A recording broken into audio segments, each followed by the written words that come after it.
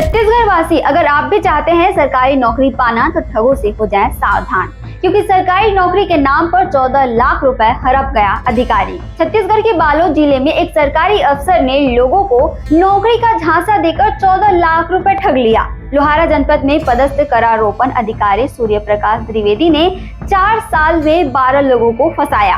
आरोपी ने लोगों को कहा कि प्रदेश में 70 नए जनपद पंचायत खुलने वाले हैं और वहां कंप्यूटर ऑपरेटर जैसे पदों की भर्तियां होंगी। इसी बहाने वह लोगों से 3-3 लाख रुपए की डील करता था।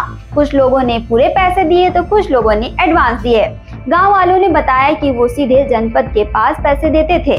किसी ने अपने बच्चों के नाम पर पैसे दिए तो किसी ने अपने भाई बहनों के लिए पैसे दिए। जब नौकरी नहीं मिली और वो टालता रहा तब लोगों ने पुलिस में शिकायत दर्ज कराई। अब गुंडरदेही थाने में एफआईआर दर्ज हो चुकी है और जांच चल रही है। छत्तीसगढ़ से जुड़े और अपडेट्स के लिए आप देखते रहें परम छत्तीसगढ़।